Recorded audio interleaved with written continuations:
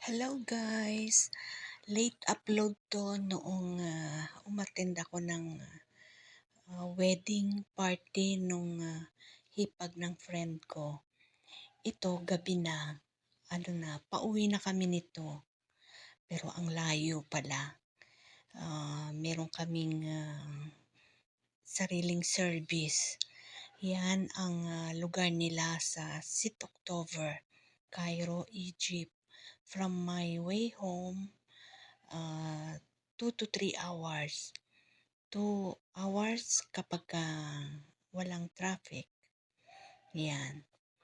So, gabi na. Kaya, nag-video ako ng dinadaanan namin.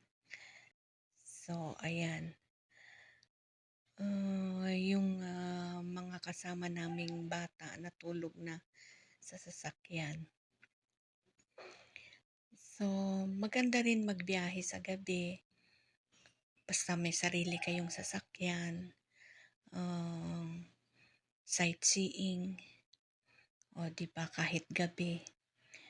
Makikita mo, syempre, mga ilaw na lang.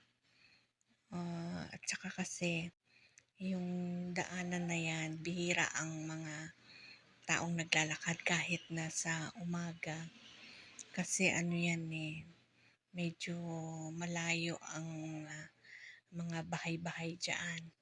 So, sa lugar na yan, kailangan talaga may sarili kang sasakyan. So, kami, kasi marami kami, so nag-arkila yung asawa ng friend ko ng sasakyan. Kaya ayan, di naman ako makatulog kasi gusto ko ngang magtingin-tingin sa labas. Ayan ang isa sa lugar dito sa Cairo, Egypt. Ang name ng lugar na yan ay Sit October. Ayan. Malalaki ang building. Diba? Maganda paggabi kasi parang makikita mo yung pinaka-beauty niya, lalo na pagka yung mga may ilaw-ilaw, diba? Ayan. So, enjoy na lang sa sightseeing. Diba?